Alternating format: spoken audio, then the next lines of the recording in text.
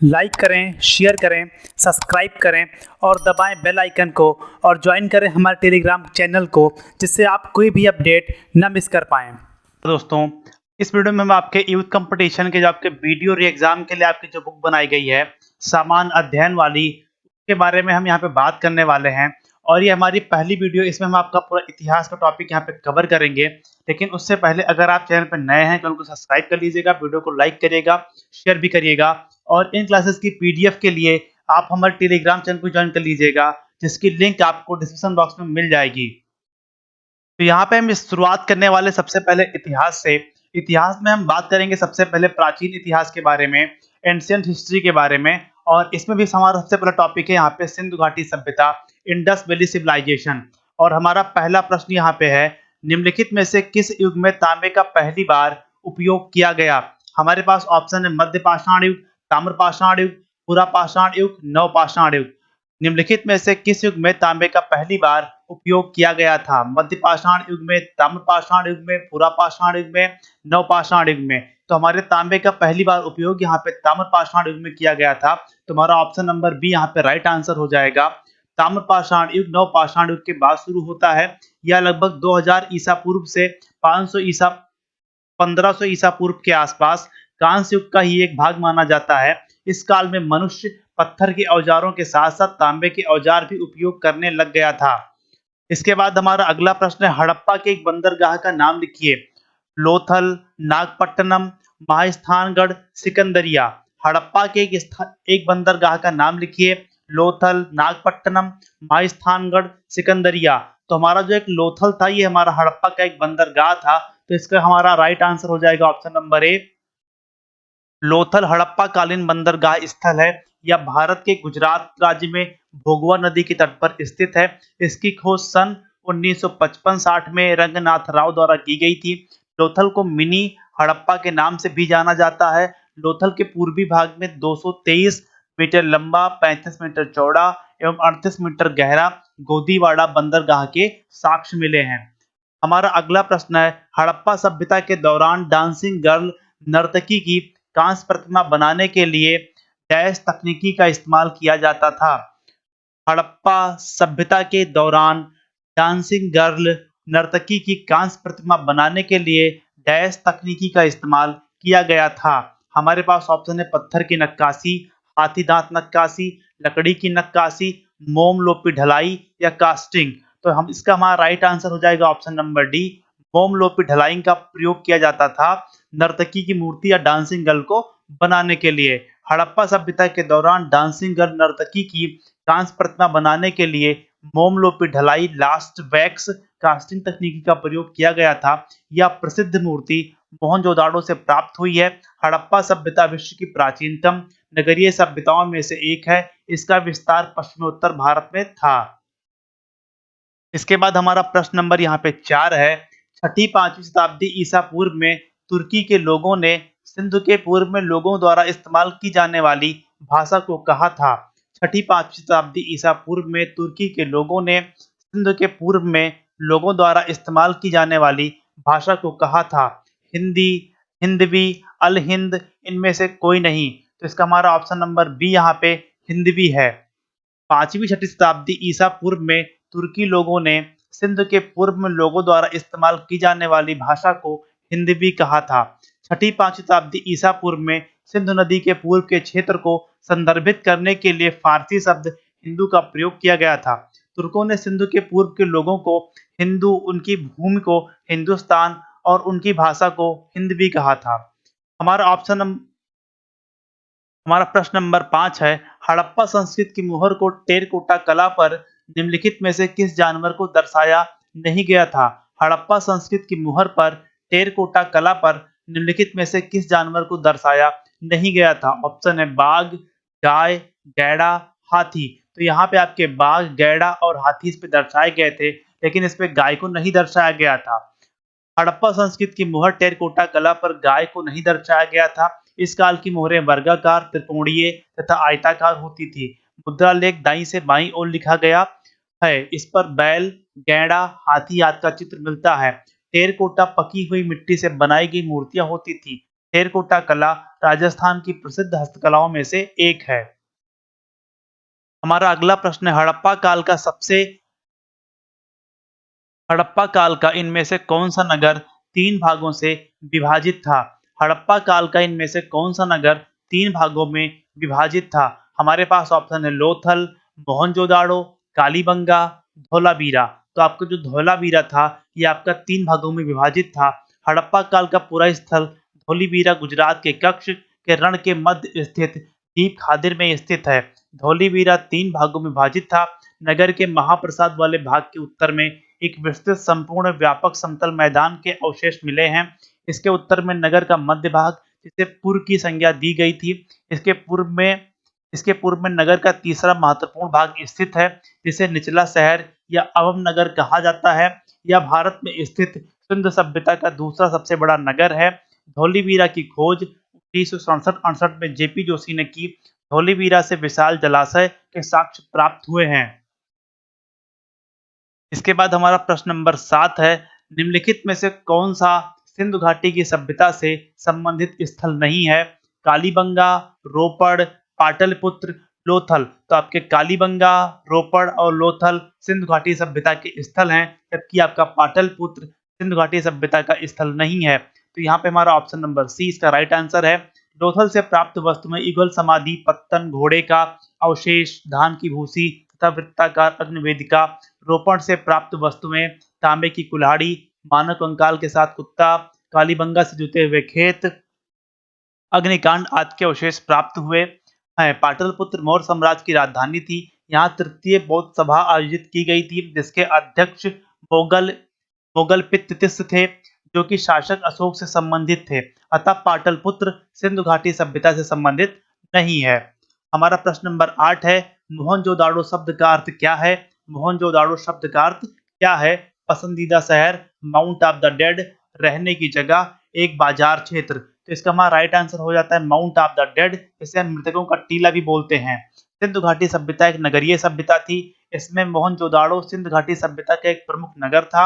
यह पाकिस्तान के सिंध प्रांत के लरकाना जिले में सिंधु नदी के दाहिने तट पर स्थित था। मोहनजोदाड़ो शब्द का पर्याय मृतकों का टीला, माउंट ऑफ द डेड होता है। सिंध घाटी सभ्यता में प्राप्त बृहत स्नानागार मोहनजोदाड़ो नगर से ही प्राप्त हुआ है, जिसके मध्य स्थित स्नान कुंड लगभग 7.01 मीटर चौड़ा, 11.89 मीटर लंबा तथा 2.44 मीटर गहरा है। सिंधु घाटी सभ्यता की लिपि भावचित्रात्मक है।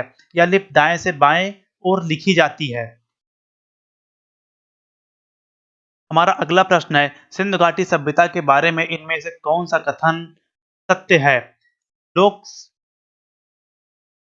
सिंधु लोग कपास का उत्पादन करने वाले पहले थे। उन्होंने लकड़ी के बक्से में अनाज भंडारित किया। सिंधु घाटी सभ्यता पंजाब, सिंध, बलूचिस्तान, गुजरात, राजस्थान और पश्चिम बंगाल के कुछ हिस्सों को कवर करती है। सिंधु लोग कुत्तों, बिल्लियों और घोड़ों को बड़े पैमाने में पालते थे। यहाँ पे हमें सत्य कथन बताना है, तो यहाँ पे हमारा पहला जो है कि सिंधु लोग कपास के उत्पादन करने वाले पहले थे, इसमें हमारा ये सही है। बाकी यहाँ पे हमारे सारे ऑप्शन यहाँ पे गलत हैं। मोहनजोदाड़ो एवं अन्य स्थलों पर पाए गए सूती वस्त्रों के रेशों से इस बात का पता चलता है कि कपास की खेती भी की जाती थी। इस सभ्यता के परिपक्वता के चरण से कम 2000 वर्ष पूर्व मेहरगढ़पुरा स्थल पर कपास के अवशेष प्राप्त हुए। सर्वप्रथम यहाँ के निवासियों ने कपास की खेती प्रारंभ किया। ऐतिहासिक काल में मेसोपोटामिया में कपास के लिए सिंधु शब्द का उपयोग किया जाने लगा तथा यूनानियों ने इसे सिंडन कहा, जो सिंधु का रूपांतरण है। कई लोगों को कुल 9 फसलें ज्ञात थी। गेहूं की 3 किस्में, जौ की 2 किस्में, कपास, खजूर, तरबूज, मटर, राई, सरसों और तिल। सिंधु सभ्यता के लोग अनाज को रखने के लिए मिट्टी के बने बड़े बर्तनों का प्रयोग करते थे। पश्चिम बंगाल में सिंधु घाटी सभ्यता के प्रमाण नहीं मिलते हैं। यद्यपि घोड़े का प्रमाण प्राप्त होता है, परंतु घोड़े को बड़े पैमाने पर पालने का प्रमाण नहीं मिलता है। अतः विकल्प यहाँ पे ए सही है। इसके बाद हमारा प्रश्न नंबर 10 है, हड़प्पा सभ्यता के एक हिस्से लोथल की खुदाई की खोज किसने की थी? हड़प्पा सभ्यता के एक हिस्से लोथल की खुदाई की खोज किसने की थी? दयाराम साहनी, राखलदास बनर्जी, एस.आर. राव, आर.एस. बिष्ट। तो इसका हमारा राइट आंसर यहाँ पे सी है। एस.आर. राव ने इसकी खोज यहाँ पे की थी। लोथल सैंधो सभ्यता का एक प्रमुख स्थल है। लोथल का टीला अहमदाबाद गुजरात जिले में सगरवाल नामक ग्राम में भोगवा नदी के तट पर स्थित है। 1955 तथा 1960 के मध्य एसआर राव के निर्देशन में वहां खुदाई की गई। यहाँ के नगर दो भागों में विभाजित थे, दुर्ग गढ़ी तथा निचला नगर। संपूर्ण बस्ती एक की प्राचीर से घिरी थी। लोथल से मनका बनाने का कारखाना, गोदीवाड़ा धान के साक्ष्य, अग्निकुंड के साक्ष्य मिले हैं। इसके बाद हमारा प्रश्न नंबर 11 है, सिंधु सभ्यता में घोड़े की अस्थियों का अवशेष कहां से मिला है? सिंधु सभ्यता में घोड़े की अस्थियों का अवशेष कहां से मिला है? ऑप्शन है बनवाली, चहुदाड़ो, सुक्ता गेंडोर और सुरकोटदा। तो यहाँ पे हमारा राइट आंसर इसका सुरकोटदा हो जाएगा। सुरकोटदा से हमारे घोड़े के अवशेष सिंधु घाटी सभ्यता में प्राप्त किए गए थे। सुरकोटदा या सुरकोटदा गुजरात के कच्छ जिले में स्थित है। यहाँ से घोड़े की अस्थियां तथा एक कब्रगाह के अवशेष प्राप्त हुए हैं। सुरकोटदा में शवदान की एक नई विधि कलश शवदान का उदाहरण प्राप्त हुआ है।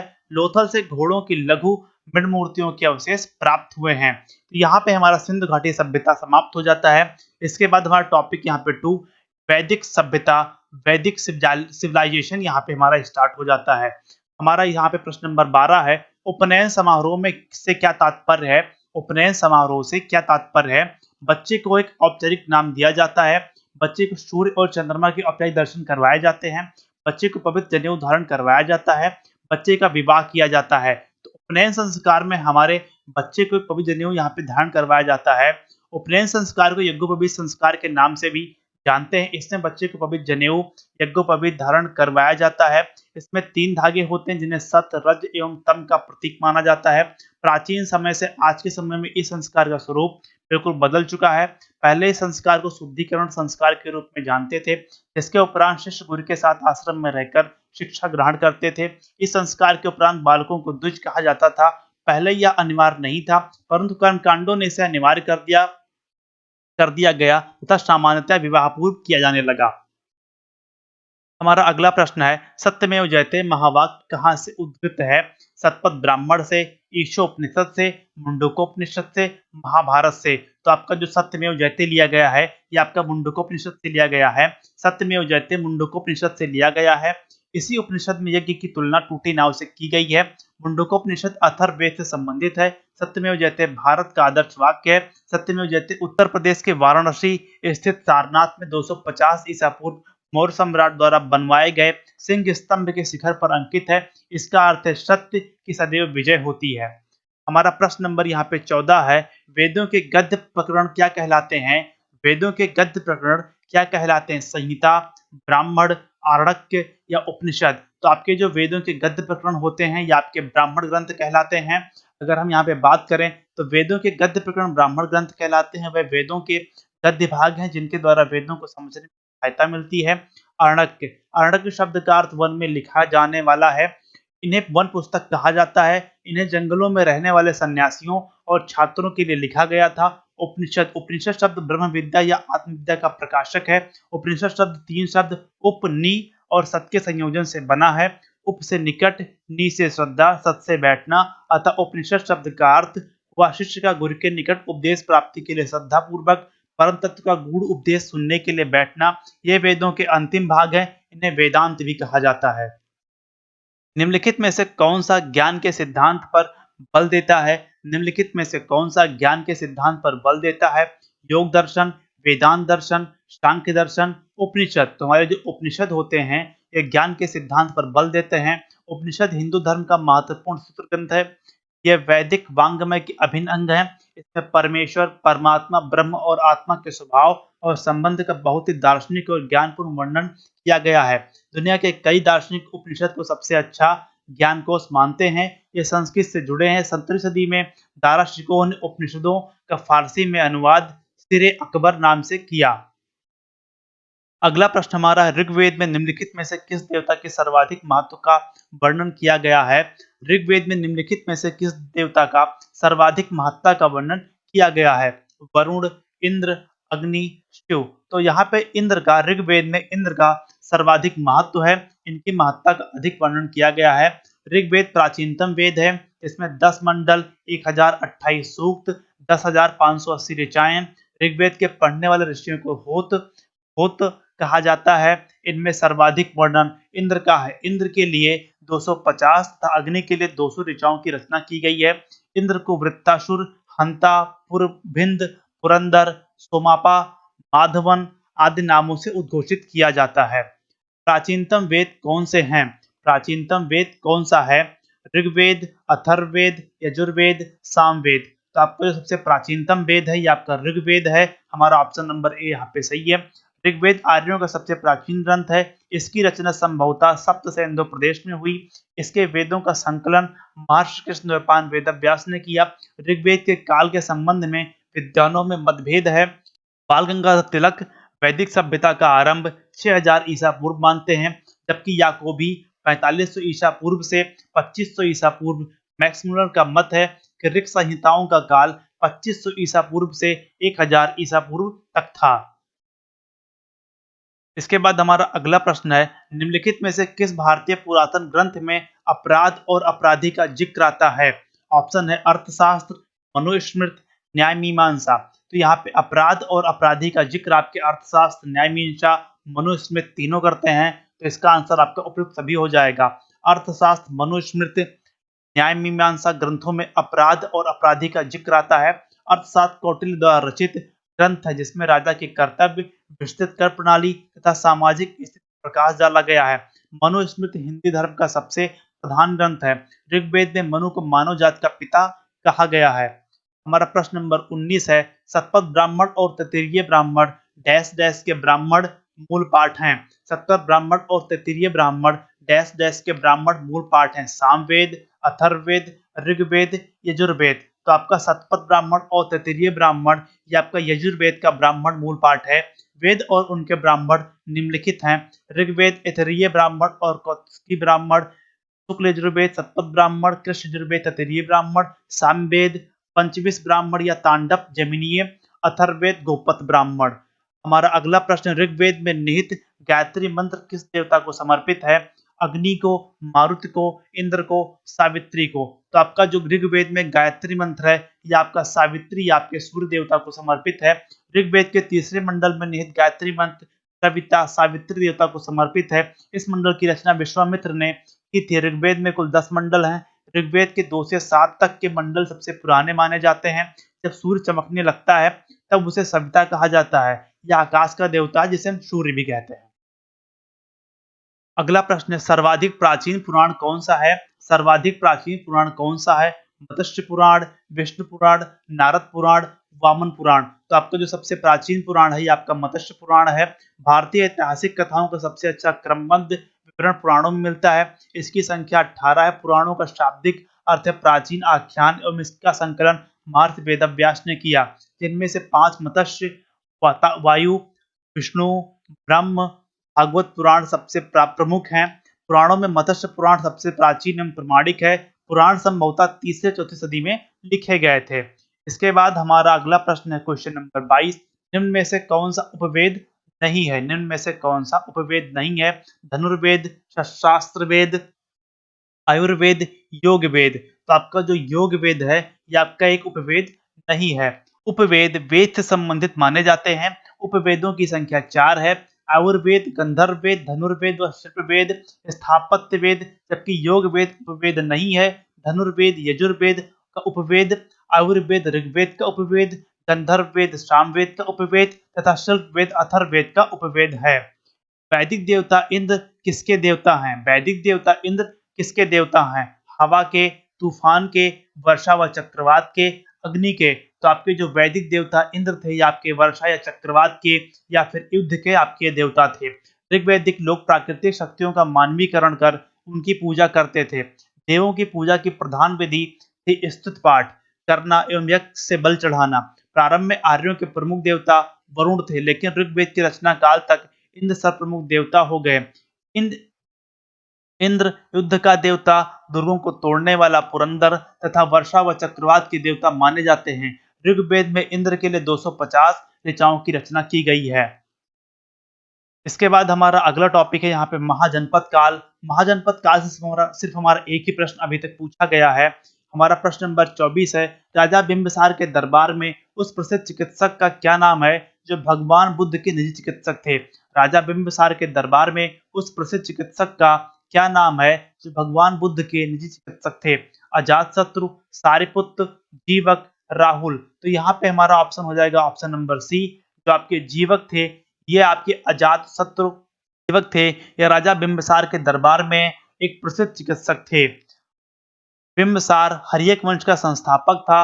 वह बौद्ध धर्म का अनुयायी था। इसके दरबार में प्रसिद्ध चिकित्सक जीवक रहते थे, जिन्हें भगवान बुद्ध का निजी चिकित्सक के रूप में उनकी सेवा के लिए भेजा गया था।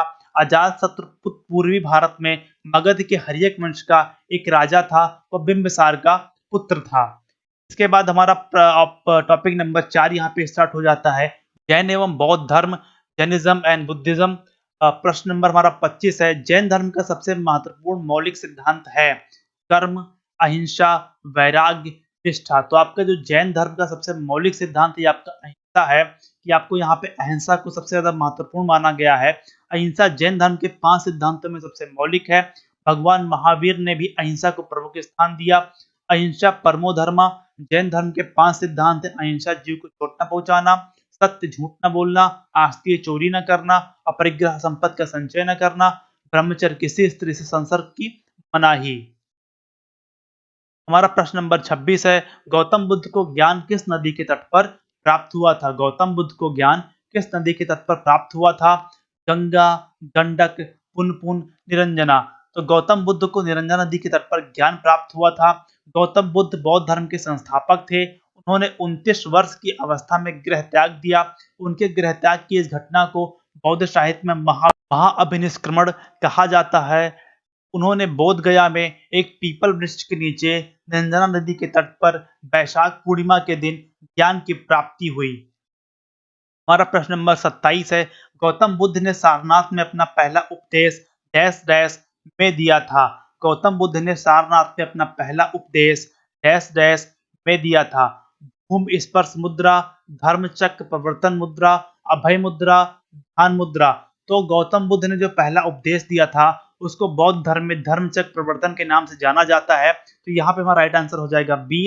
गौतम बुद्ध ने सारनाथ में अपना पहला उपदेश धर्म चक्र प्रवर्तन मुद्रा में दिया। बौद्ध धर्म के प्रवर्तक गौतम बुद्ध का जन्म 563 ईसा पूर्व कपिलवस्तु के समीप लुम्बिनी आधुनिक नेपाल में हुआ था। उनके पिता शुद्धोधन कपिलवस्तु के शाक्य गण के प्रधान थे तथा माता महामाया कोकिल गणराज की कन्या थी। के बचपन का नाम सिद्धार्थ था। सांसारिक दुखों से व्यथित होकर सिद्धार्थ ने 29 वर्ष की अवस्था में गृह त्याग किया, जिसे बौद्ध धर्म में महाअभिनिष्क्रमण कहा जाता है। हमारा प्रश्न नंबर 28 है, निम्नलिखित में से किस स्थान पर प्रथम बौद्ध संगीत का आयोजन किया गया? कश्मीर में, गया में, राजगीर में, पाटलिपुत्र में। तो यहाँ पे आपका ऑप्शन नंबर सी यहाँ पे राइट आंसर हो जाएगा कि राजगीर में प्रथम बौद्ध संगीत का आयोजन किया गया था। प्रथम बौद्ध संगीत का आयोजन 483 ईसा पूर्व राजगीर में हुआ। यह संगीत मगध सम्राट अजातशत्रु के काल में हुई थी। इसकी अध्यक्षता महाकश्यप ने की। द्वितीय बौद्ध संगीत वैशाली में, तृतीय बौद्ध संगीत पाटलिपुत्र में और चतुर्थ बौद्ध संगीत कुंडलवन में हुई। अन्य 3 बौद्ध संगीतों का आयोजन निम्न स्वरूप में हुआ। द्वितीय बौद्ध संगीत 383 ईसा पूर्व वैशाली में सबाकामी की अध्यक्षता में कालाशोक की शासनकाल में। तृतीय बौद्ध संगीत 250 से 251 ईसा पूर्व पाटलिपुत्र में मुगल पित्तु अध्यक्ष अशोक का शासनकाल। चतुर्थ बौद्ध संगीत प्रथम शताब्दी ईस्वी में कुंडलवन कश्मीर में और इसके वाष्मित्र अध्यक्ष थे तथा कनिष्क के शासनकाल में हुई थी। इसके बाद हमारा प्रश्न नंबर 29 आ जाता है, 6ठी शताब्दी ईसा पूर्व में जैन और बौद्ध ग्रंथों में कितने महाजनपदों का उल्लेख किया गया है? 6ठी शताब्दी ईसा पूर्व में जैन और बौद्ध ग्रंथों में कितने महाजनपदों का उल्लेख किया गया है? तो ये आपके 16 टोटल महाजनपद थे जिनका उल्लेख जैन तथा बौद्ध ग्रंथों में मिलता है। 6ठी शताब्दी ईसा पूर्व में जैन और बौद्ध ग्रंथों में 16 महाजनपदों का उल्लेख किया गया है। बौद्ध ग्रंथ आगंतुर निकाय तथा जैन ग्रंथ भगवती सूत्र में 16 महाजनपदों का उल्लेख किया गया है। इसके बाद हमारा प्रश्न नंबर 30 है, भगवान बुद्ध की 200 फीट ऊंची कांच प्रतिमा स्थापित करने का निर्णय लिया गया? कुशीनगर में, सारनाथ में, श्रावस्ती में, बामियान में। तो ये आपका ऑप्शन नंबर ए यहाँ पे राइट आंसर है, कुशीनगर। दिसंबर 2013 में उत्तर प्रदेश के पूर्व मुख्यमंत्री अखिलेश यादव ने मैत्रेय परियोजना के तहत सबसे ऊंची 200 फीट भगवान बुद्ध की कांस्य प्रतिमा उनके महापरिनिर्वाण स्थल कुशीनगर में स्थापित करने का निर्णय लिया। ध्यातव्य है कि इस प्रोजेक्ट का पुनर्संचालन वर्ष 2019 में शुरू किया गया है। बुद्ध को महापरिनिर्वाण कहाँ प्राप्त हुआ? बोध गया, कुशीनगर, राजगृह, वैशाली। तो इसका राइट आंसर आपका यहाँ पे बी है कि बुद्ध को महापरिनिर्वाण कुशीनगर में प्राप्त हुआ था। गौतम बुद्ध बौद्ध धर्म के प्रवर्तक थे। इनके जीवन में घटित घटनाओं से संबंधित स्थल निम्नवत हैं।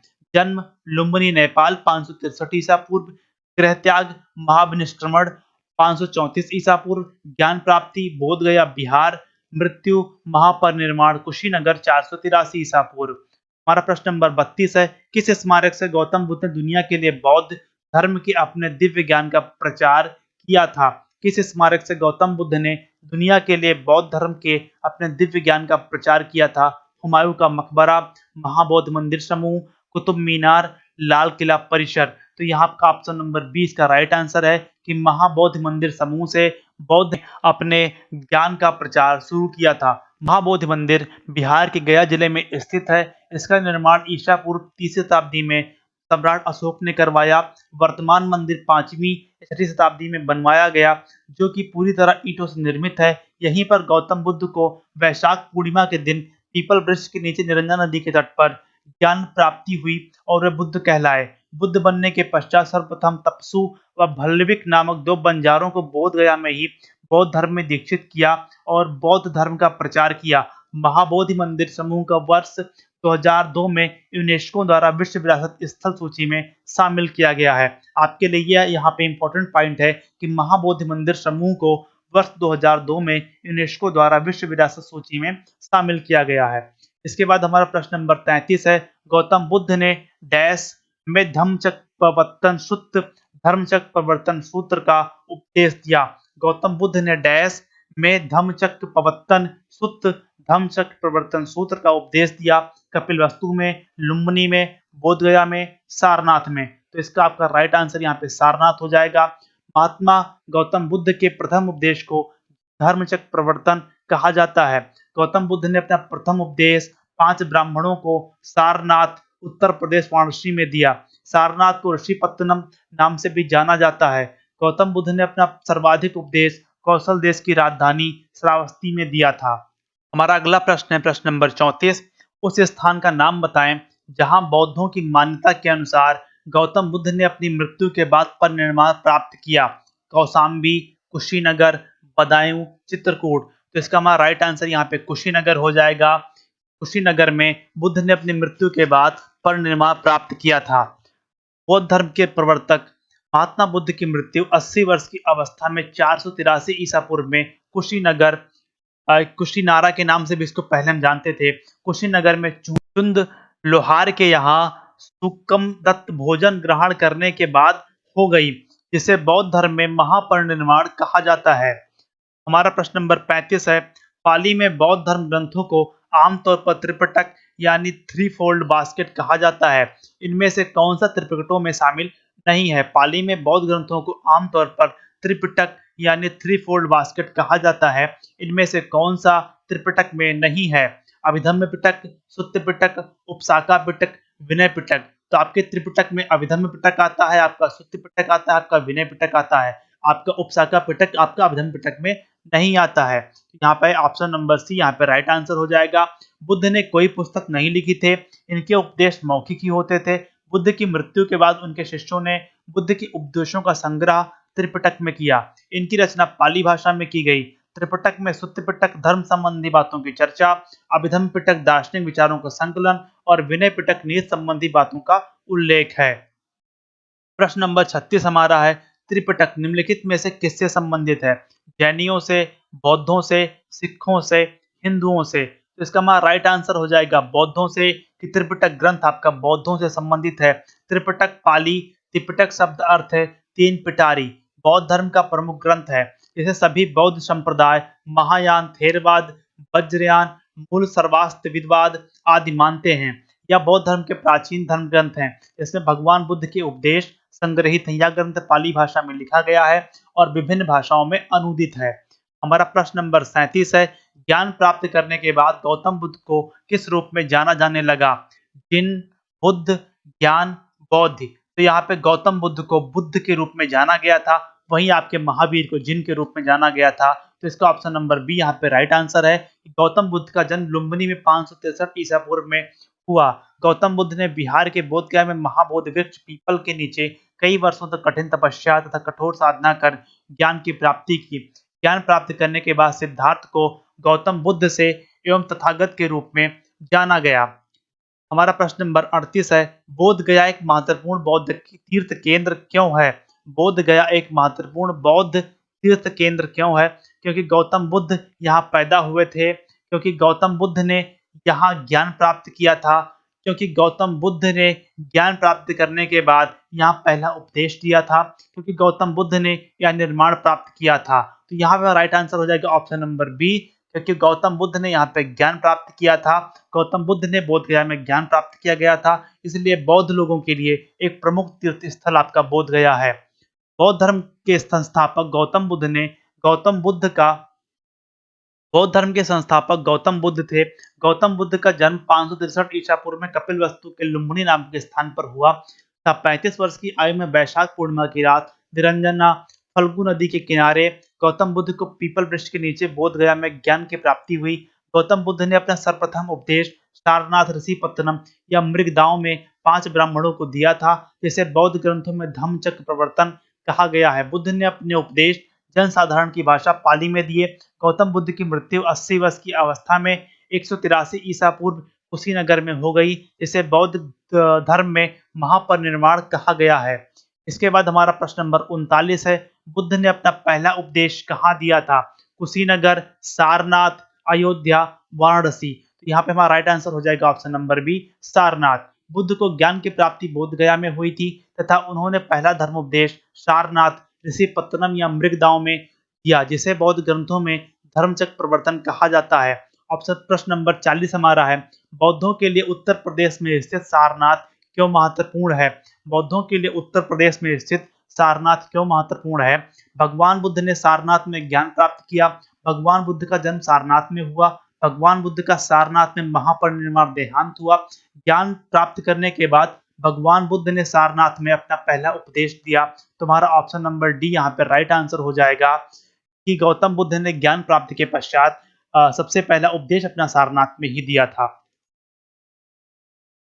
गौतम बुद्ध ने ज्ञान प्राप्ति के बाद उत्तर प्रदेश के सारनाथ ऋषिपत्तनम में 5 सन्यासी ब्राह्मणों को अपना प्रथम उपदेश दिया, जिसे बौद्ध ग्रंथों में धम्मचक्र प्रवर्तन के नाम से जाना जाता है। अतः यह स्थल बौद्धों के लिए महत्वपूर्ण है।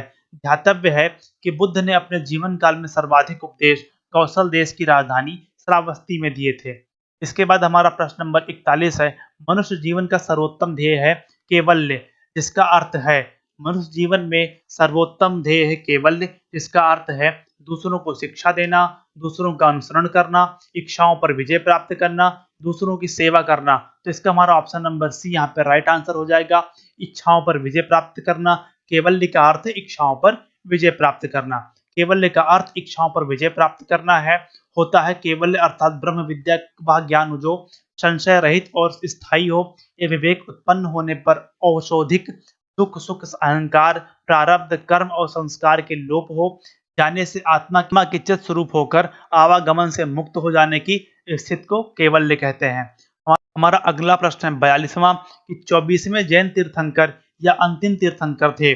24वें जैन तीर्थंकर या अंतिम तीर्थंकर थे। तो हमारे अंतिम तीर्थंकर महावीर थे और ये 24वें तीर्थंकर भी थे। महावीर स्वामी जैन धर्म के अंतिम एवं 24वें तीर्थंकर थे। महावीर स्वामी से पहले 23 तीर्थंकर जैन धर्म में हुए। जैन धर्म के प्रथम तीर्थंकर ऋषभदेव थे। महावीर स्वामी ज्ञान प्राप्ति के बाद महावीर कहलाए, जिसका अर्थ होता है कि अपने साधना में अतुल्य पराक्रम दिखाना। 23वें तीर्थंकर पार्श्वनाथ ने 4 महाव्रत सत्य अहिंसा आस्तेय तथा परिग्रह का प्रतिपादन किया। महावीर स्वामी ने ब्रह्मचर्य नामक 5वां महाव्रत इसमें जोड़ा। हमारा अगला प्रश्न 43 नंबर क्वेश्चन, पहले जैन तीर्थंकर कौन थे? महावीर, ऋषभ, पारसनाथ और पादब्रह्म। पहले जैन तीर्थंकर आपके ऋषभ थे। ऋषभ को पहला जैन तीर्थंकर माना जाता है। ऋषभदेव जैन धर्म के प्रथम तीर्थंकर थे। जैन धर्म में कुल 24 तीर्थंकर हुए, जिनमें पहले ऋषभदेव, दूसरे अजितनाथ और 22वें अरिष्टनेम, 23वें पारसनाथ एवं 24वें महावीर थे। ऋषभदेव एवं अरिष्टनेम का उल्लेख ऋग्वेद में तथा अजितनाथ का उल्लेख यजुर्वेद में मिलता है। इस धर्म के महात्माओं की उपाधि तीर्थंकर है। हमारा प्रश्न नंबर 44 है, जैन धर्म में 3 रत्न दिए जाते हैं और उन्हें निर्माण का मार्ग कहा जाता है, वे क्या है? जैन धर्म में 3 रत्न या त्रिरत्न दिए जाते हैं और उन्हें निर्माण का मार्ग कहा जाता है, वे क्या है? सही भाषण, सही ज्ञान, सही आचरण, सही विश्वास, सही ज्ञान, सही व्यवहार, सही विश्वास, सही पथ, सही आचरण, सही विश्वास, सही ज्ञान, सही आचरण। तो आपका ये ऑप्शन नंबर डी यहाँ पे राइट आंसर हो जाएगा कि आपके जो त्रिरत्न होते हैं, जो आपके निर्माण मार्ग में सहायक होते हैं, जिन्हें निर्माण मार्ग कहा जाता है, ये आपके हैं सही विश्वास, सही ज्ञान और सही आचरण, जिसे हम साम्यक विश्वास, साम्यक ज्ञान या साम्यक आचरण कहते हैं। जैन धर्म के संस्थापक एवं प्रथम तीर्थंकर ऋषभदेव थे। महावीर स्वामी जैन धर्म के 24वें अंतिम तीर्थंकर हुए। महावीर स्वामी का जन्म 540 ईस्वी में कुंडग्राम वैशाली में हुआ था। महावीर स्वामी ने अपने उपदेश प्राकृत अर्धमागधी भाषा में दिए। जैन धर्म में निर्माण की प्राप्ति के लिए त्रिरत्न का अनुशीलन आवश्यक है। जैन धर्म के त्रिरत्न है साम्यक दर्शन, सही विश्वास, साम्यक ज्ञान, सही ज्ञान, साम्यक आचरण, सुख दुख के संभाव आचरण। जैन धर्म में ईश्वर की मान्यता नहीं है, इसमें आत्मा की मान्यता है। महावीर स्वामी पुनर्जन्म एवं कर्मवाद में विश्वास करते हैं। इसके बाद हमारा यहाँ पे टॉपिक नंबर 5 मौर्य एवं मौर्योत्तर समाज यहाँ पे स्टार्ट हो जाता है। हमारा प्रश्न नंबर 45 है, लिखित में से कौन वह व्यक्ति है जिसका नाम देवनामय प्रियदर्शी भी था? मौर्य सम्राट चंद्रगुप्त, मौर्य सम्राट अशोक, गौतम बुद्ध, भगवान महावीर। तो यहाँ पे आपके जो सम्राट अशोक थे, इनको देवनामय प्रियदर्शी भी कहा जाता था।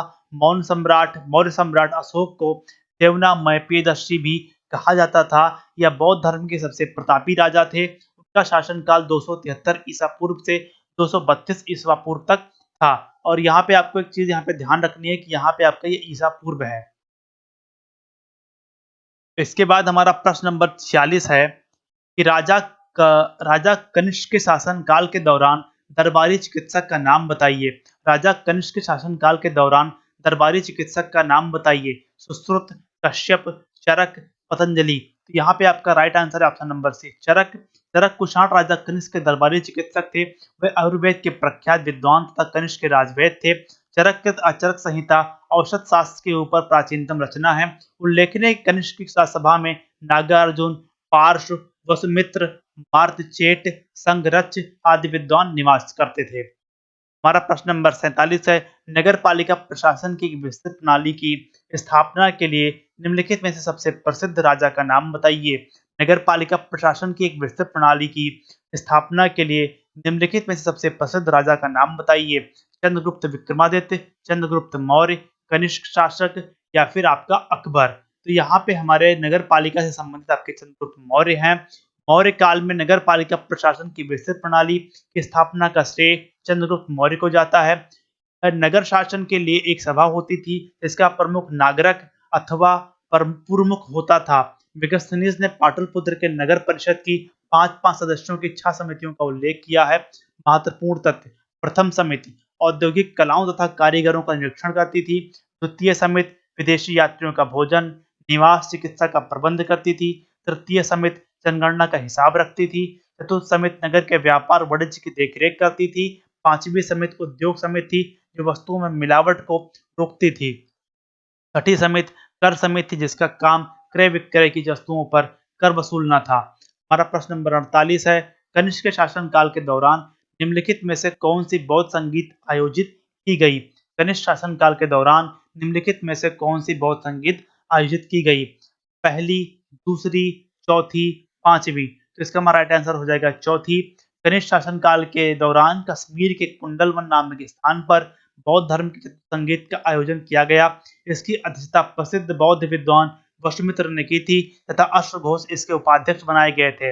इस संगीत में बौद्ध त्रिपिटकों का प्रमाणिक पाठ तैयार हुआ तथा विभाषा शास्त्र विभाषा शास्त्र आदि बौद्ध ग्रंथों का संकलन किया गया। इस आयोजन में लगभग 500 विद्वान भिक्षुओं ने भाग लिया। उल्लेखनीय ही कनिष्क के समय में ही बौद्ध धर्म स्पष्टतया दो संप्रदायों हीनयान व महायान में विभक्त हो गया। इसके बाद हमारा प्रश्न नंबर 49 है। मौर्यकालीन भारत की विवरण वाली इंडिका के लेखक थे। मौर्यकालीन भारत के विवरण वाली इंडिका के लेखक थे मेगास्थनीज, फाहियान, वैनसांग। इनमें से कोई नहीं तो आपकी मेगास्थनीज ने आपकी इंडिका लिखी थी, जिसमें मौर्यकालीन आपको विवरण प्राप्त हो जाते हैं। मौर्यकालीन भारत के विवरण वाले इंडिका के लेखक मेगास्थनीज थे। इस पुस्तक में चंद्रगुप्त मौर्य के समय के प्रशासन के बारे में उल्लेख किया गया है। विदेशी यात्री भारत में यात्रा का समय और रचनाएं। मेगास्थनीज ये आपका भारत में आया था 304 से 299 ईसा पूर्व चंद्रगुप्त मौर्य के शासनकाल में, और इसने इंडिका की रचना की। अगर हम बात करें फाहियान की, तो ये आपका 399 से लेकर 414 के बीच में आया था, और ये आपका चंद्रगुप्त विक्रमादित्य के समकालीन है, और इसने रचना की थी फोक्यू की। और अगर हम बात करें वैनसांग की, तो आपका 629 से 645 ईस्वी में आया था हर्षवर्धन के दरबार में, और इसने शिवकी की रचना की थी। हमारा प्रश्न नंबर 50 है। चरक संहिता संबंधित है राजनीति से, चिकित्सा से, वास्तुकला से, गणित से। तो चरक संहिता आपकी चिकित्सा से संबंधित है। चरक एक प्रसिद्ध आयुर्वेद के विद्वान थे जो कनिष्क शाणवंश के राज दरबार में रहते थे। इनकी प्रसिद्ध रचना चरक संहिता है। इनमें रोगनाशक एवं रोग निरोधक औषधियों का उल्लेख है। यह संस्कृत भाषा में लिखित है। प्रश्न नंबर हमारा 51 है। मौर्य अर्थव्यवस्था मुख्य रूप से डैश डैश पर निर्भर थी। कृषि अर्थव्यवस्था, व्यापार आधारित अर्थव्यवस्था, उद्योग आधारित अर्थव्यवस्था, युद्ध आधारित अर्थव्यवस्था। तो आपकी जो मौर्य अर्थव्यवस्था थी आपकी कृषि अर्थव्यवस्था पर निर्भर थी। इस काल में न केवल कृषि का उत्पादन में वृद्धि हुई, बल्कि उद्योग, पशुपालन, व्यवसाय, खनिज उत्खनन एवं व्यापार में अति प्रगति हुई। आर्थिक अर्थव्यवस्था का आधार कृषि था। धीरे धीरे व्यापार का महत्व बढ़ने लगा। अर्थव्यवस्था में नई भूमि पर कृषि को प्रोत्साहन देने की बात की गई। तो आपको ध्यान रखना है कि मौर्य अर्थव्यवस्था आपकी कृषि प्रधान अर्थव्यवस्था थी। हमारा प्रश्न नंबर 52 है। अशोक के प्रधान शिलालेखों में सबसे बड़ा शिलालेख है। अशोक के प्रधान शिलालेखों में सबसे बड़ा शिलालेख है 11वां, 12वां, 13वां या फिर आपका 14वां। तो आपका जो 13वां अभिलेख है ये आपका सबसे बड़ा अभिलेख है। अशोक 273 ईसा पूर्व से 232 ईसा पूर्व के प्रधान शिलालेखों में 13वां शिलालेख सबसे बड़ा है, जिसमें अशोक के शासन के 8वें वर्ष में होने वाले कलिंग युद्ध का वर्णन मिलता है। हमारा प्रश्न नंबर 53 है। अशोक के आक्रमण के दौरान कलिंग पूर्वी प्रांत की राजधानी कौन सी थी? अशोक के आक्रमण के दौरान कलिंग पूर्वी प्रांत की राजधानी कौन सी थी? तक्षशिला, पाटलिपुत्र, उज्जैन, तोशाली। तक्षशिला, पाटलिपुत्र, उज्जैन, तोशाली। तो अशोक के आक्रमण के समय कलिंग की राजधानी आपकी तोशाली थी। अगर हम बात करें तो अशोक के आक्रमण के दौरान कलिंग पूर्वी प्रांत की राजधानी तोशाली थी। अशोक ने अपने राज्याभिषेक के 8 वर्ष बाद अर्थात 9वें वर्ष में 261 ईसा पूर्व में कलिंग की विजय की। इसका उल्लेख उसके 13वें शिलालेख में मिलता है। इसी युद्ध के बाद अशोक ने धम्म विजय की नीति अपनाई। हमारा प्रश्न नंबर 54 है। देवनाम प्रिय नाम किसे दिया गया था? देव नाम प्रिय नाम किसे दिया गया था? हर्ष को, अशोक को, कनिष्क को, चंद्रगुप्त मौर्य को? तो आपका ऑप्शन नंबर बी यहाँ पे राइट आंसर है, अशोक। अशोक को उसके अभिलेखों में सामान्यतः देवनाम प्रिय संबोधित किया गया था। भारभू अभिलेख में अशोक को प्रियदर्शी, जबकि मास्की में बुद्धशाक कहा गया है। मास्की, गुज्जरा, नुत्तूर और उडेगोलम अभिलेख में उसका नाम अशोक मिलता है। रुद्रदामन के जूनागढ़ अभिलेख में भी अशोक का उल्लेख मिलता है। हमारा प्रश्न नंबर 55 है। निम्नलिखित में से किनके बीच तक्षशिला शहर स्थित है? निम्नलिखित में से किनके बीच तक्षशिला शहर स्थित है? सिंध और झेलम, झेलम और चिनाब, चेनाब और रावी, रावी और ब्यास। तो आपके सिंध और झेलम नदियों के बीच में आपका तक्षशिला शहर स्थित है। तक्षशिला शहर सिंध एवं झेलम नदी के बीच स्थित है। तक्षशिला पाकिस्तान के रावलपिंडी जिले में स्थित है। तक्षशिला प्राचीन काल में गांधार राज की राजधानी थी। रामायण के अनुसार भरत ने अपने पुत्र तक्ष के नाम पर इसका नाम तक्षशिला रखा। तक्षशिला प्राचीन काल से शिक्षा के लिए विश्वविख्यात रहा है। यहीं पर तक्षशिला विश्वविद्यालय स्थित था। हमारा प्रश्न नंबर 56 है। सम्राट अशोक का कौन सा शिलालेख कलिंग पर उसके विजय का उल्लेख करता है? सम्राट अशोक का कौन सा शिलालेख कलिंग पर उसके विजय का उल्लेख करता है? प्रथम, चतुर्थ, 10वें, 13वें। तो आपका जो 13वां अभिलेख है यह आपके सम्राट अशोक के कलिंग विजय का वर्णन करता है, और यही आपका सबसे बड़ा अभिलेख भी है। सम्राट अशोक द्वारा बनवाए गए कुल 14 शिलालेख प्राप्त हुए हैं। जिनमें से 13वां अभिलेख सबसे बड़ा माना जाता है। 13वें अभिलेख में सम्राट अशोक द्वारा कलिंग पर उसके विजय का उल्लेख करता है। नंदवंश के पतन के बाद कलिंग स्वतंत्र हो गया था, अतः सुरक्षा की दृष्टि से कलिंग को जीतना आवश्यक था। इस युद्ध में 1 लाख लोग मारे गए एवं 1.5 लाख लोग विस्थापित हुए, जिसका अशोक पर गहरा प्रभाव पड़ा और उसने युद्ध की नीति त्याग कर धम्म नीति लागू की। इसके बाद हमारा प्रश्न नंबर 57 है, अशोक का सिंह चतुर्भुज चतुर्मुख स्तंभ शीर्ष। अशोक का सिंह चतुर्मुख स्तंभ शीर्ष डैश में एक स्तंभ था। अशोक का सिंह चतुर्मुख स्तंभ शीर्ष डैश में एक स्तंभ था। कन्नौज में, गौतम बुद्ध नगर, संभल, सारनाथ। तो आपका यह सारनाथ में था। अशोक का सिंह चतुर्मुख स्तंभ शीर्ष सारनाथ से लिया गया है। इस स्तंभ में 4 सिंह पीठ से पीठ सटाए बैठे हैं। इसे ही भारत सरकार ने राष्ट्रीय चिन्ह के रूप में स्वीकार किया है। हमारा प्रश्न नंबर 58 है, चंद्रगुप्त मौर्य के इस प्रसिद्ध राजनीतिक सलाहकार को निम्नलिखित सभी नामों से जाना जाता था। इसके अलावा चंद्रगुप्त मौर्य के इस प्रसिद्ध राजनीतिक सलाहकार को निम्नलिखित सभी नामों से जाना जाता था। इसके अलावा चाणक्य, विष्णुगुप्त, कौटिल्य, समुद्रगुप्त। तो यहाँ पे अगर हम बात करें तो यहाँ पे समुद्रगुप्त जो है ऑप्शन नंबर डी, यहाँ पे ये गलत है। बाकी कौटिल्य को चाणक्य के नाम से, विष्णुगुप्त के नाम से और कौटिल्य के नाम से जाना ही जाता था। कौटिल्य को भारतीय राजनीतिक विचारों का जनक माना जाता है। इसके अन्य नाम विष्णुगुप्त और चाणक्य हैं। इसने विश्व प्रसिद्ध पुस्तक अर्थशास्त्र की रचना की है, जो कि राजनीति, लोक प्रशासन और अर्थशास्त्र की प्रमाणिक पुस्तक है। मौर्य वंश की स्थापना में चाणक्य का महत्वपूर्ण योगदान है। कौटिल्य चंद्रगुप्त का प्रधानमंत्री था। कौटिल्य को भारत का मैकालवी भी कहा जाता है, जबकि समुद्रगुप्त गुप्त साम्राज्य का महान सम्राट था। इसे भारत का नेपोलियन भी कहा जाता है। इसके बाद हमारा प्रश्न नंबर 59 है, अशोक के कौन से शिलालेख में ब्राह्मी लिपि का प्रयोग नहीं किया गया है। अशोक के कौन से शिलालेख में ब्राह्मी लिपि का प्रयोग नहीं किया गया है। सारनाथ, सहबाजगढ़ी, धौली, इनमें से कोई नहीं। सारनाथ, सहबाजगढ़ी, धौली, इनमें से कोई नहीं। तो आपकी जो सहबाजगढ़ी का अभिलेख है, इसमें आपका ब्राह्मी लिपि का प्रयोग नहीं किया गया, जबकि आपके सारनाथ और धौली में किया गया है। सहबाजगढ़ी एक गांव व ऐतिहासिक स्थल है जो पाकिस्तान के मर्दान जिले में स्थित है। यह स्थल सम्राट अशोक द्वारा स्थापित शिलालेख के लिए प्रसिद्ध है। इस शिलालेख में खरोष्ठी लिपि का उपयोग किया गया है। 30 जनवरी 2004 में यूनेस्को द्वारा इस ऐतिहासिक स्थल को विश्व विरासत सूची में शामिल किया गया। अशोक के सभी अभिलेखों की भाषा प्राकृतिक है। लघु शिलालेख, स्तंभ लेख और गुहा लेख की लिपि ब्राह्मी है, जबकि वर्तमान भारत से बाहर पाए गए कुछ शिलालेखों की लिपियां भिन्न है। यथा सहबाजगढ़ी एवं मनसेहरा अभिलेख खरोष्ठी, तक्षशिला अभिलेख आरमाइक लिपि, सरेकुना कंधार अभिलेख यूनानी एवं आरमाइक लिपि द्विभाषिक और लघमान अभिलेख आरमाइक लिपि। हमारा प्रश्न नंबर 60 है, निम्नलिखित में से मौर्य काल का सर्वोत्तम प्रतिमान कौन सा है। निम्नलिखित में से मौर्य काल का सर्वोत्तम प्रतिमान कौन सा है। स्तंभ, स्तूप, चैत्य, बरादरी। तो हमारे मौर्य काल के सबसे सर्वोत्तम प्रतिमान आपका स्तंभ है। मौर्य काल का सर्वोत्तम प्रतिमान स्तंभ है। मौर्य कला का विकास भारत में मौर्य साम्राज्य के युग में हुआ। 4वीं से 2वीं सदी ईसा पूर्व हुआ। सारनाथ और कुशीनगर जैसे धार्मिक स्थानों के रूप में स्वयं सम्राट अशोक ने इनकी रचना की। हमारा प्रश्न नंबर 61 है, निम्नलिखित में से कौन सा अशोक के साम्राज्याधीन नहीं था। निम्नलिखित में से कौन सा अशोक के साम्राज्याधीन नहीं था। कश्मीर, गुज्जर, कर्नाटक, कामरूप। तो आपका जो कामरूप था ये अशोक के साम्राज्य में नहीं था। बाकी कश्मीर, कर्नाटक और गुज्जर आपके तीनों अशोक के साम्राज्याधीन थे।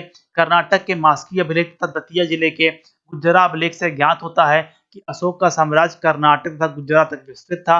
अशोक का कश्मीर पर भी अधिकार था। कल्हड़ की रजतरंगिणी के अनुसार उसने यहाँ पर श्रीनगर को बसाया। गुज्जर शासन का उज्जैन क्षेत्र भी अशोक के अधीन रहा। कामरूप असम का पुराना नाम है। कामरूप असम का पुराना नाम है। यह अशोक के साम्राज्याधीन नहीं था। हमारा प्रश्न नंबर 62 है, बृहत सांची स्तूप किस काल से संबंधित है। बृहत सांची स्तूप किस काल से संबंधित है। कुषाण काल, गुप्त काल, हर्षवर्धन काल, मौर्य काल। तो आपका जो सांची स्तूप है ये आपका मौर्य काल से संबंधित है। बृहत सांची स्तूप का निर्माण अशोक ने करवाया था। इसका निर्माण 30 शताब्दी ईसा पूर्व में हुआ। सांची मध्य प्रदेश की राजधानी भोपाल के निकट रायसेन जिले में स्थित है। हमारा प्रश्न नंबर 63 है, योग दर्शन के प्रवर्तक कौन थे। योग दर्शन के प्रवर्तक कौन थे। महर्षि जैमिनी, स्वामी रामदेव, महर्षि पतंजलि, महर्षि अरविंद। तो आपके जो योग दर्शन के प्रवर्तक थे ये आपके महर्षि पतंजलि जी थे। योग दर्शन के प्रवर्तक महर्षि पतंजलि थे। इनका जन्म गोनारत गोनिया में हुआ। माना जाता है कि व्याकरणाचार्य पाणिनि के शिष्य थे। भारतीय दर्शन साहित्य में महर्षि पतंजलि के लिखे हुए 3 ग्रंथ मिलते हैं: योग सूत्र, महाभाष्य, आयुर्वेद पर ग्रंथ। इसके बाद हमारा प्रश्न नंबर 64 है, दी गई जानकारी से राजवंश की पहचान करें। पुष्यमित्र ने इस वंश की स्थापना की। उनके प्रभु दक्षिण में नर्मदा नदी तक फैले थे और पाटलिपुत्र, अयोध्या और विदिशा के शहर शामिल थे। उन्होंने 2 अश्वमेध बलिदान किए। उन्होंने बैक्ट्रियन राजा डेमेट्रियस को भी हराया। राजवंश का 5वां राजा भागभद्र था। पतंजलि का गौरव ग्रंथ महाभाष्य इस दौरान लिखा गया। हमें पहचानना है कि कौन सा राजवंश था: कण्व राजवंश, दास राजवंश, चोल राजवंश या फिर शुंग राजवंश। तो यहाँ पे हमारे इस पैराग्राफ में शुंग राजवंश के बारे में बात की जा रही है। मौर्य वंश के अंतिम राजा बृहदर्थ को उनके सेनापति पुष्यमित्र ने मारकर शुंग वंश की स्थापना की। मालिका अग्निमित्र तथा दिव्यावदान के अनुसार पुष्यमित्र का राज्य उत्तर में हिमालय से लेकर बरार, विदर्भ तक तथा पश्चिम में पंजाब से लेकर पूर्व में मगध तक विस्तृत था। शुंग राजवंश के शासन काल में ही पतंजलि ने महाभाष्य की रचना की थी। हमारा प्रश्न नंबर 65 है, प्राचीन भारत के महान व्याकरणविद पतंजलि किसके समकालीन थे? प्राचीन भारत के महान व्याकरणविद पतंजलि किसके समकालीन थे? चंद्रगुप्त मौर्य के, अशोक के, पुष्यमित्र शुंग के, वसुमित्र के। तो हमारा ऑप्शन नंबर सी यहाँ पे राइट आंसर है कि प्राचीन काल के महान व्याकरणविद पतंजलि आपके पुष्यमित्र शुंग के समकालीन थे। प्राचीन भारत के महान व्याकरणविद पतंजलि शुंग वंश के संस्थापक पुष्यमित्र शुंग के राजपुरोहित थे। उन्होंने पाणिनि के अष्टाध्यायी नामक पुरातन व्याकरण ग्रंथ पर महाभाष्य नामक टीका लिखा। अयोध्या अभिलेख से पुष्यमित्र शुंग के 2 बार अश्वमेध यज्ञ करने की जानकारी प्राप्त होती है, जिन्हें संपन्न कराने का श्रेय महर्षि पतंजलि को है। हमारा प्रश्न नंबर 66 है, कनिष्क प्रथम के शासनकाल के दौरान कौन सा प्रसिद्ध आयुर्वेद विद्वान रहता था? कनिष्क प्रथम के शासनकाल के दौरान कौन सा प्रसिद्ध आयुर्वेद विद्वान रहता था?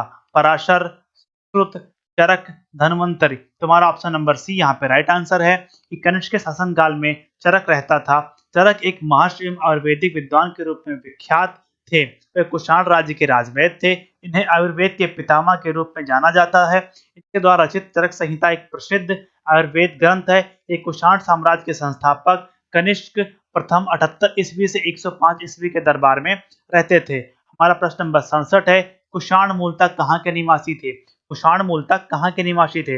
मध्य एशिया, चीनी तुर्किस्तान, तिब्बत, ईरान। तो आपके जो कुषाण थे आपके चीनी तुर्किस्तान के निवासी थे। कुषाण मूलतः चीन के तुर्किस्तान के निवासी थे। चीन पर कब्जा करने में असफल होने के कारण ये मध्य एशिया में जाकर बस गए। ये यूची जाति के थे। कुषाणों में सबसे महत्वपूर्ण शासक कनिष्क था, जिसने भारत पर शासन किया। पेशावर और मथुरा को इसने अपनी राजधानी बनाया।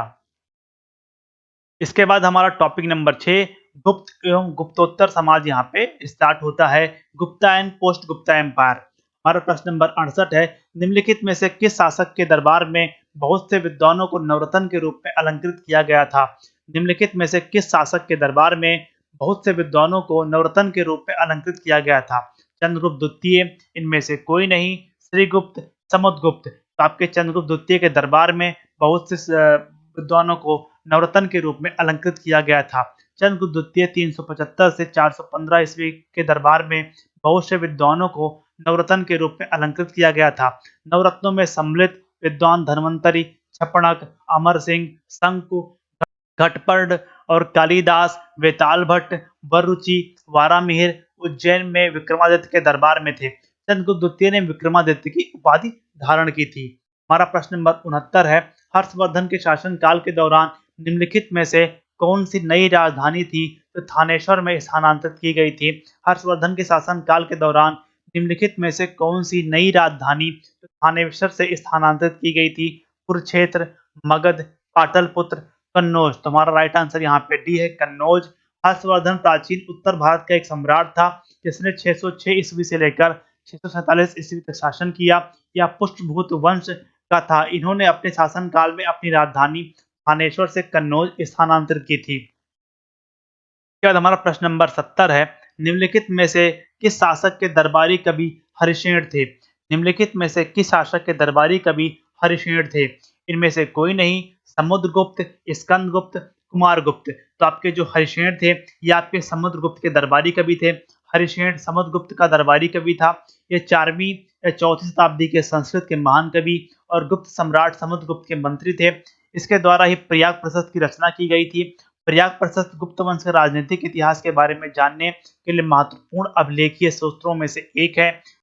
समुद्रगुप्त चंद्रगुप्त प्रथम का पुत्र और उत्तराधिकारी था और गुप्त वंश का सबसे महान शासक था।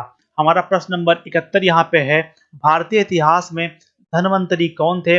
भारतीय इतिहास में धनवंतरी कौन थे? चंद्रगुप्त मौर्य के प्रसिद्ध सेनापति, चंद्रगुप्त विक्रमादित्य की सभा को सुशोभित करने वाले प्रसिद्ध चिकित्सक, हर्ष के समय के प्रसिद्ध नाटककार, इनमें से कोई नहीं। तो आपके जो धनवंतरी थे ये आपके चंद्रगुप्त विक्रमादित्य की सभा को सुशोभित करने वाले प्रसिद्ध चिकित्सक थे। भारतीय इतिहास में प्रसिद्ध चिकित्सक धनवंतरी गुप्त वंश के प्रतापी शासक चंद्रगुप्त विक्रमादित्य 375 ईस्वी से 415 ईस्वी के दरबार में रहते थे। ये शल्य क्रिया के प्रवर्तक एवं प्रसिद्ध आयुर्वेदाचार्य थे। चंद्रगुप्त विक्रमादित्य के दरबार में नवरत्नों में से एक धन्वंतरी थे।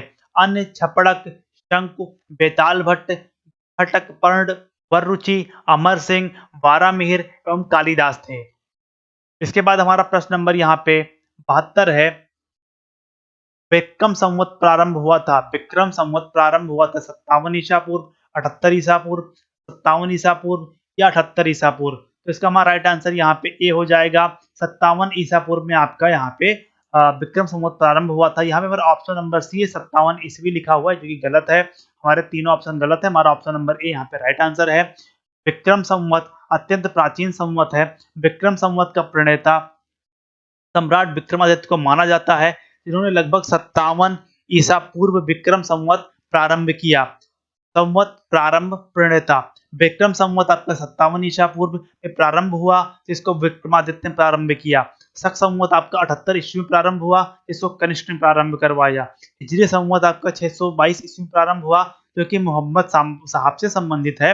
तो प्रश्न नंबर 73 हमारा है, खगोलविद वारामिहिर और कवि कालिदास किसके दरबार का हिस्सा थे? खगोलविद वारामिहिर और कवि कालिदास किसके दरबार का हिस्सा थे? विक्रमादित्य, बिंबिसार, बिंदुसार और पृथ्वीराज चौहान। तो ये आपके विक्रमादित्य, आपके चंद्रगुप्त विक्रमादित्य से संबंधित ये आपके लोग थे। तो खगोलविद वारामिहिर और कवि कालिदास चंद्रगुप्त द्वितीय 375 से 415 ईस्वी के शासनकाल में प्रमुख कवि थे। समुद्रगुप्त का उत्तराधिकारी चंद्रगुप्त द्वितीय था। चंद्रगुप्त द्वितीय का अन्य नाम देवगुप्त, देवराज, देवश्री तथा उपाधियां विक्रमांक, विक्रमादित्य, परम भागवत थी। चंद्रगुप्त के दरबार में 9 विद्वानों की मंडली निवास करती थी, यथा कालिदास, धन्वंतरी, छपणक, अमर सिंह, शंकु, बेताल भट्ट, घटपर्ण और वारामिहिर, वररुचि। इसके बाद हमारा प्रश्न नंबर 74 है, हर्षवर्धन ने 5 इंडीज को अपने नियंत्रण में लिया। इनमें से कौन 5 इंडीज थे? हर्षवर्धन ने 5 इंडीज को अपने नियंत्रण में लिया। इनमें से कौन से 5 इंडीज थे? पंजाब, कन्नौज, बंगाल, बिहार, जयपुर, या फिर पंजाब, कन्नौज, बंगाल, बिहार और उड़ीसा। ऑप्शन नंबर सी है पंजाब, कन्नौज, बंगाल, उत्तर प्रदेश और उड़ीसा। कन्नौज राजस्थान, बंगाल, बिहार और उड़ीसा। तो यहाँ पे हर्ष ने जो 5 इंडीज को अपने शासन में लिया था वह आपके थे पंजाब, कन्नौज, बंगाल, बिहार और उड़ीसा। हर्षवर्धन पुष्पभूत वंश का महान राजा था। इसने 606 से 647 ईस्वी तक शासन किया।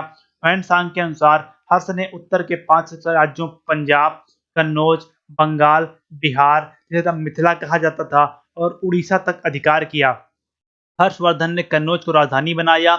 यह एक अच्छा नाटककार और कवि भी था। इसने नागानंद, रत्नावली, प्रियदर्शिका नामक नाटक की रचना की। ये विद्वान संभवतः उज्जैन दरबार को संबोधित करते थे, जो चंद्रगुप्त की द्वितीय राजधानी थी। हमारा प्रश्न नंबर 45 है, वह स्थल जहां हर्षवर्धन ने बौद्ध महासम्मेलन का आयोजन किया था। वह स्थल जहां हर्षवर्धन ने बौद्ध महासम्मेलन का आयोजन किया था, काशी, प्रयाग, अयोध्या, सारनाथ। तो हमारा ऑप्शन नंबर बी यहाँ पे राइट है, प्रयाग। प्रयाग वह स्थल है जहां हर्षवर्धन ने बौद्ध महासम्मेलन का आयोजन किया था। कहा जाता है कि वह हर 5वें वर्ष प्रयाग में महामोर्च परिषद का आयोजन करता था तथा भारी दान करता था। वर्तमान में इस महामोर्च परिषद को कुंभ के तौर पर देखा जा सकता है। प्रश्न नंबर 76 हमारा है, कन्नौज से पूर्व हर्षवर्धन कहाँ का शासक था? कन्नौज से पूर्व हर्षवर्धन कहाँ का शासक था? कौशाम्बी का, कुशीनगर का, श्रावस्ती का, थानेश्वर का। तो कन्नौज से पूर्व आपका जो हर्षवर्धन था, ये थानेश्वर का आपका शासक था। आपका ऑप्शन नंबर डी थानेश्वर यहाँ पे राइट आंसर है। अगर हम बात करें इसमें, तो हर्षवर्धन अंतिम हिंदू सम्राट था जिसने कश्मीर को छोड़कर समस्त उत्तरी भारत पर राज्य किया। हर्षवर्धन 606 ईस्वी में थानेश्वर के सिंहासन पर बैठा तथा बाद में कन्नौज को अपनी राजधानी बनाया। तो ऑप्शन नंबर डी यहाँ पे हमारा राइट आंसर हो जाएगा। हमारा प्रश्न नंबर 77 है, गुप्त काल की प्रसिद्ध महिला शासक कौन थी? गुप्त काल की प्रसिद्ध महिला शासक कौन थी? कुबेर नागा, प्रभावती गुप्ता, राजश्री, कुमार देवी। तो यहाँ पे हमारी जो प्रभावती गुप्ता जी थी, ये गुप्त शासक की महान महिला शासिका थी। गुप्त काल की प्रसिद्ध महिला शासिका प्रभावती गुप्ता थी। प्रभावती गुप्ता गुप्त वंश के शासक चंद्रगुप्त द्वितीय की पुत्री तथा इनका विवाह वाकाटक वंश महाराष्ट्र के शासक रुद्रसेन द्वितीय से हुआ। इनका प्रमाण प्रभावती गुप्त के पूना ताम्रपत्र से प्राप्त होता है। इन्होंने अपने पति रुद्रसेन द्वितीय की मृत्योपरांत स्वयं अपने पुत्र प्रवरसेन द्वितीय की संरक्षिका बनकर शासन संभाला था। इसके बाद हमारा टॉपिक नंबर 7 है, राजपूत राजवंश, राजपूत डायनेस्टी। हमारा प्रश्न नंबर 78 इसमें है, 12वीं शताब्दी के आरंभ में दिल्ली पर किसका प्रशासन था या किसका शासन था? 12वीं शताब्दी के आरंभ में दिल्ली पर किसका शासन था? तो 12वीं शताब्दी के आरंभ में दिल्ली पे तोमर वंश का शासन था। 12वीं शताब्दी के आरंभ में दिल्ली पर तोमर वंश का शासन था। अनंगपाल दिल्ली के तोमर वंश के संस्थापक थे। इस वंश के अंतिम शासक तेजपाल द्वितीय थे। तोमर, तमर व कुत्तल और उत्तर पश्चिम भारत का एक गोत्र है जो जाट, गुज्जर और राजपूत जातियों में पाया जाता है। इसके बाद हमारा प्रश्न नंबर 79 है, जयचंद के विश्वासघात के कारण पृथ्वीराज चौहान की पराजय हुई। कालांतर में जयचंद कहाँ और कब मारा गया? जयचंद के विश्वासघात के कारण पृथ्वीराज चौहान की पराजय हुई। कालांतर में जयचंद कब और कहाँ मारा गया? तराइन 1192, चंदावर 1194, कन्नौज 1194। उपयुक्त में से कोई नहीं, तो यहाँ पे आपका राइट आंसर हो जाएगा सी, चंदावर के युद्ध 1194 में जयचंद को मारा गया था। 1194 ईस्वी में मोहम्मद गौरी कन्नौज के शासक जयचंद पर आक्रमण करने के लिए भारत आया। कन्नौज और इटावा के बीच चंदावर नामक स्थान पर गौरी और जयचंद के बीच युद्ध हुआ। जयचंद युद्ध में पराजित हुआ और मारा गया। कन्नौज के राठौर वंश का शासक जयचंद ने तराइन के द्वितीय युद्ध में पृथ्वीराज चौहान का साथ नहीं दिया क्योंकि उन्होंने उसकी पुत्री का अपहरण कर लिया था। हमारा प्रश्न नंबर 80 है, निम्न में से कौन से वंश ने भारत के दक्षिण भाग पर शासन नहीं किया? निम्नलिखित में से कौन से वंश ने भारत के दक्षिण भाग पर शासन नहीं किया? चेर, पांड्य, राजपूत, चोल। तो यहाँ पे चेर, पांड्य और चोल ने दक्षिण भारत पे यहाँ पे शासन किया था, जबकि जो आपका राजपूत वंश है इसने दक्षिण भारत पर कभी भी शासन नहीं किया। राजपूत वंश ने भारत के दक्षिण भाग पर शासन नहीं किया। 7वीं से 12वीं शताब्दी तक का काल राजपूत काल कहलाता है। इस काल के महत्वपूर्ण राजपूत वंशों में राष्ट्रकूट वंश, चालुक्य वंश, चौहान वंश, चंदेल वंश, परमार वंश, गढ़वाल वंश आदि आते हैं। राजपूत वंश ने भारत के उत्तर भाग पर शासन किया, जैसे राजस्थान, दिल्ली, पंजाब, मध्य प्रदेश इत्यादि। इसके बाद हमारा टॉपिक नंबर 8 आ जाता है, पाल वंश, पाल डायनेस्टी। हमारा प्रश्न नंबर 81 है, पाल साम्राज्य भारत के किस हिस्से से संबंधित है? पाल साम्राज्य भारत के किस हिस्से से संबंधित है? पश्चिमी, पूर्वी, दक्षिणी, उत्तरी। तो आपका जो पाल साम्राज्य है आपके पूर्वी हिस्से से संबंधित है। पाल साम्राज्य का विस्तार भारत के पूर्वी हिस्से में था। पाल साम्राज्य मध्यकालीन भारत का एक महत्वपूर्ण राजवंश था जो कि 750 से 1174 ईस्वी तक चला। इस साम्राज्य की स्थापना गोपाल ने की। इस वंश की राजधानी मुंगेर थी। पाल वंश का सबसे महान शासक धर्मपाल था जिसने विक्रमशिला विश्वविद्यालय की स्थापना की थी। तुम्हारा राइट आंसर इसका यहाँ पे हो जाएगा बी। प्रश्न नंबर 82 हमारा है, पाल वंश का पहला शासक कौन था? पाल वंश का पहला शासक कौन था? देवपाल, रामपाल, गोपाल, महीपाल। तो जो गोपाल था ये पाल वंश का पहला शासक था। पाल वंश का संस्थापक गोपाल था। वह एक योग्य और कुशल शासक था। गोपाल ने 750 से 770 ईस्वी तक शासन किया। उसने ओदंतपुरी अर्थात वर्तमान बिहार शरीफ में एक मठ का निर्माण करवाया। इसके बाद हमारा टॉपिक नंबर 9 स्टार्ट हो जाता है, दक्षिण भारतीय राजवंश, चोल, चालुक्य, पल्लव व संगम वंश। हमारा प्रश्न नंबर 83 है, निम्नलिखित में से कौन सा शिव मंदिर चोल शासकों के संरक्षण में नहीं बनाया गया था? निम्नलिखित में से कौन सा शिव मंदिर चोल शासकों के संरक्षण में नहीं बनवाया गया था? नटराज मंदिर चिदम्बरम, घोड़ेश्वर मंदिर सिन्नार, पल्लाई वंथार मंदिर तंजावर, बृहदेश्वर मंदिर गंगईकोंड चोलपुरम। तो आपका यहाँ पे जो आपका गोंडेश्वर मंदिर था, यह आपके चोल शासकों के शासनकाल में या उनके संरक्षण में नहीं बनवाया गया था।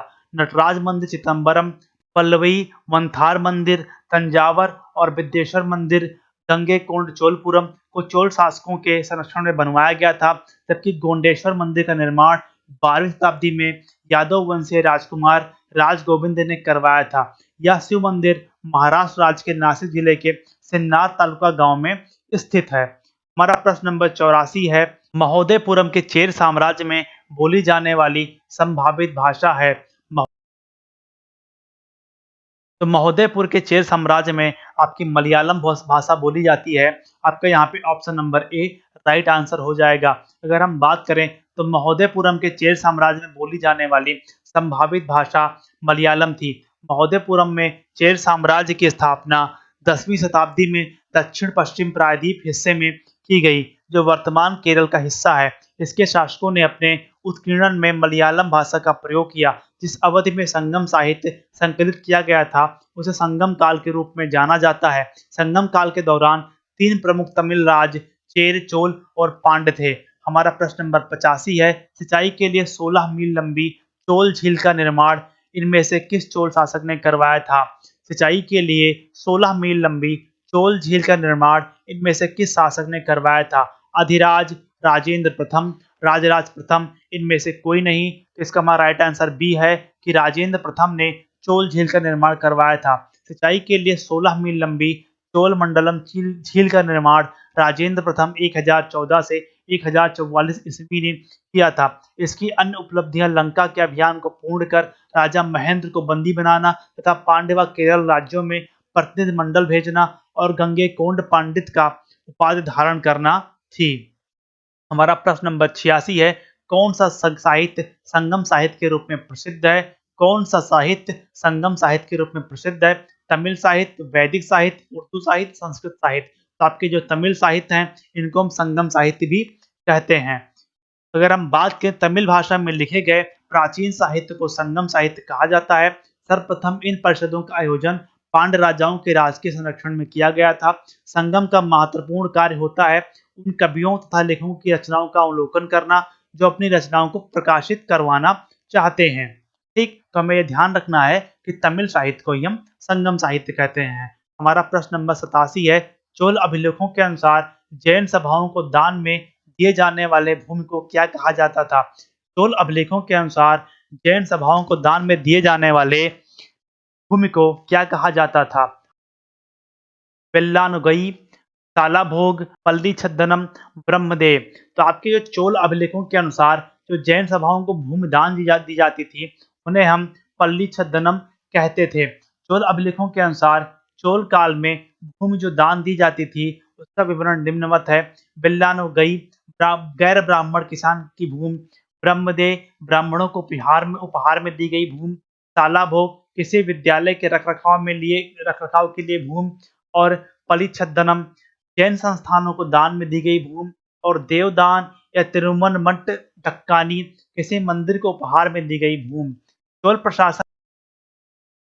प्रशासन में भाग लेने वाले उच्च पदाधिकारियों को पेरुंदरम एवं निम्न श्रेणी के पदाधिकारियों को सेरुंदन कहा जाता था। इसके बाद हमारा टॉपिक नंबर 10 यहाँ पे है, प्राचीन कालीन साहित्य एवं साहित्यकार। प्रश्न नंबर 88 है, प्रसिद्ध संस्कृत ग्रंथ लीलावती किस विषय पर लिखा गया है? प्रसिद्ध संस्कृत ग्रंथ लीलावती किस विषय पर लिखा गया है? नागरिक शास्त्र, भूगोल, गणित, अर्थशास्त्र। तो आपका जो लीलावती है, यह आपका गणित पर लिखा गया है कि प्रसिद्ध संस्कृत ग्रंथ लीलावती का विषय गणित है और खगोल शास्त्र है। यह एक प्राचीन ग्रंथ है जो भारतीय गणितज्ञ भास्कर द्वितीय द्वारा लिखा गया।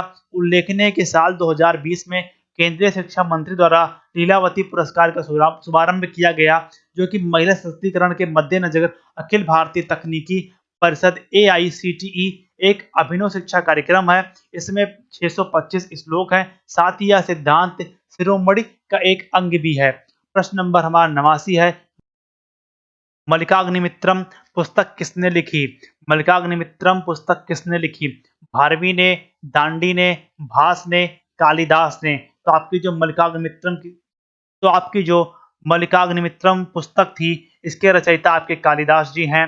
मल्लिकाग्निमित्रम कालिदास, दस कुमार चरितम दांडी, स्वप्नवदास दत्ता आपकी महाकवि भास और किरातार्जुनीयम आपके भारवी ने लिखी थी। इसके बाद हमारा प्रश्न नंबर 90 है। अभिज्ञान शकुंतलम किताब के लेखक कौन है? अभिज्ञान शकुंतलम किताब के लेखक कौन है? तुलसीदास, सूरदास, कालिदास, रायदास। तो आपकी ये कालिदास जी हैं अभिज्ञान शकुंतलम के लेखक। अष्टाध्यायी पाणिनि, रामायण, वाल्मीकि, महाभारत, वेदव्यास, महाभाष्य, पतंजलि, अभिज्ञान शकुंतलम, कालिदास, रघुवंशम, कालिदास, पंचतंत्र, विष्णु शर्मा, कामसूत्र, वात्स्यायन, सूर्य सिद्धांत, आर्यभट्ट, बुद्धचरित, अश्वघोष, पृथ्वीराज रासो, चंद्रवरदाई, गीत गोविंद, जयदेव। तो आपको ये चीज यहाँ पे इतनी पुस्तकें भी आपको याद रखनी है और इन्हीं में से आपका आने वाला प्रश्न भी बन जाएगा। हमारा प्रश्न नंबर 91 है। कादम्बरी के लेखक कौन है? कादम्बरी के लेखक कौन है? कालिदास, कौटिल्य, हर्ष या बाण? तो आपके बाण भट्ट ने कादम्बरी को लिखा था। अगर हम बात करें तो कादम्बरी संस्कृत साहित्य का महान काव्यिक है। इसके रचनाकार बाण भट्ट हैं। इन्होंने हर्षचरित की भी रचना की है। हमारा प्रश्न नंबर 92 है। विशाखा दत्त द्वारा लिखित मुद्रा राक्षस कौन सी भाषा में लिखा गया है? विशाखा दत्त द्वारा लिखित मुद्रा राक्षस कौन सी भाषा में लिखा गया है? तमिल, पाली, संस्कृत, हिंदी। तो आपको जो विशाखा दत्त द्वारा लिखित मुद्रा राक्षस है, यह आपका संस्कृत भाषा में लिखा गया है। मुद्रा राक्षस 4वीं शताब्दी पूर्व में रचित संस्कृत का ऐतिहासिक नाटक है। इसके रचयिता विशाखा दत्त हैं। इसमें चाणक्य और चंद्रगुप्त की राजनीतिक सफलताओं का विश्लेषण है। इस ऐतिहासिक नाटक को हिंदी में रूपांतरित करने का श्रेय भारतेंद्र हरिश्चंद्र को प्राप्त है। हमारा प्रश्न नंबर 93 है। मेगास्थनीज जिसे भारत के बारे में प्रसिद्ध ग्रंथ इंडिका लिखी, वह मूल रूप से किस देश का निवासी था? मेगास्थनीज जिसने भारत के बारे में प्रसिद्ध पुस्तक इंडिका लिखी, वह मूल रूप से किस देश का निवासी था? पुर्तगाल, ग्रीस, मिस्र, तुर्की। तो आपका जो मेगास्थनीज था यह आपका ग्रीक या ग्रीस का निवासी था। मेगास्थनीज चंद्रगुप्त मौर्य के दरबार में 304 ईसा पूर्व में आया था। उसने जो कुछ भारत में देखा उसका वर्णन उसने इंडिका नामक पुस्तक में किया। मेगास्थनीज यूनान, ग्रीस का निवासी था। सेलुकस का राजदूत बनकर आया था। और टॉपिक नंबर 11 है यहाँ पे प्राचीन कालीन स्थापत्य कला, चित्रकला, संगीत कला। इसमें हम एंशियंट, आर्किटेक्ट, पेंटिंग और म्यूजिक संबंधी प्रश्नों की बात करेंगे। प्रश्न नंबर 94 हमारा है। प्रसिद्ध विरूपाक्ष मंदिर कहाँ स्थित है? प्रसिद्ध विरूपाक्ष मंदिर कहाँ स्थित है? हेलीबिडी में और पापनासम, बदामी, हम्पी। आपका जो प्रसिद्ध विरूपाक्ष मंदिर है यह आपका हम्पी में स्थित है। ऑप्शन नंबर डी इसका राइट आंसर है। विरूपाक्ष मंदिर कर्नाटक राज्य के हम्पी पणंगकल में तुंगभद्रा नदी किनारे पर स्थित है। इसे यूनेस्को के विश्व विरासत धरोहर सूची में शामिल किया गया है। यह प्राचीन मंदिर भगवान शिव के रूपों में से एक विरूपाक्ष को समर्पित है। यह मंदिर विक्रमादित्य द्वितीय की रानी लोका महादेवी द्वारा बनवाया गया था। मंदिर द्रविड़ स्थापित शैली में ईंट और चूने से बना है। इसके अलावा प्रश्न नंबर 95 है। खजुराहो समूह के प्रसिद्ध स्मारक किस राज्य में हैं? खजुराहो समूह के प्रसिद्ध स्मारक किस राज्य में हैं? मध्य प्रदेश में आपका खजुराहो का मंदिर आपका पाया जाता है। खजुराहो समूह के प्रसिद्ध स्मारक मध्य प्रदेश राज्य के छतरपुर जिले में स्थित हैं। खजुराहो के मंदिरों का निर्माण 900 ईसा पूर्व से 1130 ईसा पूर्व के मध्य चंदेल राजाओं द्वारा करवाया गया था। यहाँ के मंदिर में कंदरिया महादेव का मंदिर सर्वोत्तम है। इसके बाद हमारा प्रश्न नंबर 96 है। मंदिर एलोरा महाराष्ट्र में स्थित एक प्राचीन हिंदू मंदिर है जो चट्टानों को काटकर बनाए गए सबसे बड़े मंदिरों में से एक है।